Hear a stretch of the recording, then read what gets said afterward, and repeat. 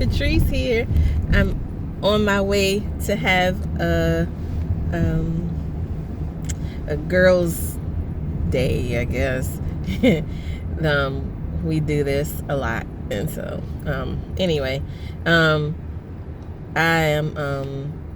was having conversations with a few people, and we were talking. But anyway, so we were talking about just the ongoing cycles of abuse that are perpetuated in our families and how destructive it is. And we ended up talking about family secrets and not sharing the actual secrets, but just how detrimental family secrets can be.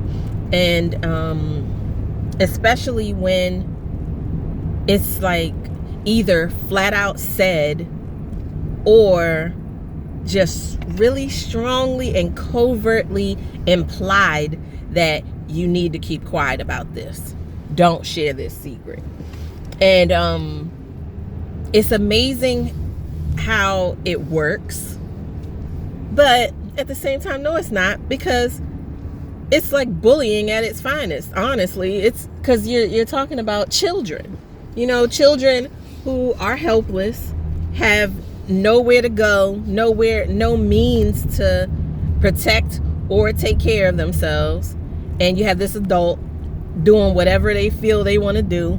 And the kids just got to deal, in the best way that they can. And so, so it's not even amazing, actually. It's just bullying. It's like, and it's crazy how your first bullies could very well be your parents and your siblings, and maybe even your grandparents too, for some aunts, uncles, whoever. It could just be your family, and like you expecting to go to school and get bullied or go into your neighborhoods and get bullied, but nah, it starts at home. That's some crazy stuff. And so anyway, I was having these conversations, and because I'm having a lot of people come to me privately about these videos, and so it's giving me a stronger resolve in moving forward and talking. I'm gonna keep talking. I'm gonna keep talking. I'm gonna keep talking. I'm gonna keep talking. And whoever don't like it, sorry. I'm sorry you feel that way. I was thinking too about the fact that for my own situation, both of my parents were very deeply wounded in childhood. And I know that, and I have compassion for that. Part of my brand of codependency, because it's such a deep rabbit hole, because there's all these different ways in which one can be codependent, and it can be like several ways can be in one person too. And so part of my codependency is such that I don't have an issue with forgiving or I want to say letting things go. What I have to do is I have to say something, and then in a normal situation, I have to say something. Like if I have a problem with you, I have to come to you and I have to let you know what the problem is so that I can move forward with you. I cannot move forward with you with those underlying issues present. I can't do that. Now with my childhood, I wasn't allowed to feel feelings or express them or anything like that. So I had to repress all that stuff. So I didn't even realize that I had all this like anger, guilt, shame, all this, and the guilt and the shame are false anyway, but because I now understand I don't have responsibilities that I thought I did. I'm only responsible for me. And of course my children, but I'm not even responsible for my husband's happiness. That's it's amazing, you know. And because like my husband loves to joke and say sometimes like, oh, Trees, do this for me, you know, it'll make me happy. And I'm like, that's not my job. Like, you know, I mean, I love to make him like to make him smile and, you know, things like that. But and I'm not here to make him happy. I'm here to, you know, love him and cherish him and all that. But I don't have to make him happy. Like, I don't like to give somebody that kind of power over you is actually pretty monumental. I understand now, but I'm getting a little sidetracked. So what I really wanted to say was that I understand that both of my parents were deeply wounded, namely my mother, but because I know more about her story than I do my father's. And I really feel a lot of compassion for the hurt that she endured as a child, and I feel very strongly that she didn't deserve it. And I'm sorry, you know, that it happened. I am also very, very much aware of the fact that I did not cause her problems. I cannot fix her problems. I understand that now. And even with her having those problems, it was her responsibility to go and find help for herself, because she knew she had these issues all along. She knew that, but she chose to do nothing about it. And I'm like stating this very clearly and, you know, kind of slowly, because we know when we have issues, but we choose to just go on through life, and we don't even realize the impact that we're having on others around us, namely our children. And that's jacked up. That pisses me off, because yes, she was wounded. Yes, she was hurt and, you know, all that. That did not give her the right, or it did not absolve her responsibility for me. She was responsible for my care, not just dressing me nice and making me look good outside, but my heart was her responsibility. My emotions, learning to process those emotions. I understand that she didn't know how to do that for herself because she wasn't taught, but it was still her responsibility. It was her responsibility to love and care for me, as my father too, but it didn't happen. And sometimes I kind of go to this whole thing of, well, you can't teach what you don't know. You know, you can't teach what you don't understand, and, you know, all that. And then I'm like, well, how did I do this?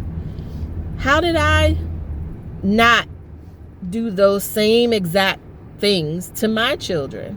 How is it that I not once, you know, smacked one of my children in the face so hard that they had a handprint on their face? How is it that I've never locked them out or in, you know, the house? How is it that I've never told my children that I didn't want them, that nobody wanted them and nobody would want them, that I was going to call the police on them and, you know, to come and get them when they're 8 years old?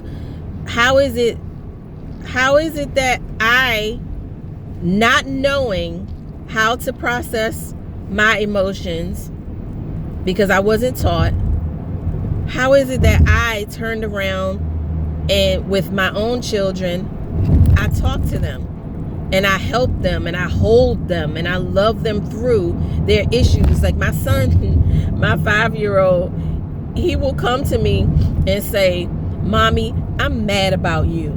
And inside I'm laughing and giggling because I'm like, I'm mad about you too, honey. But he's seriously upset. He don't in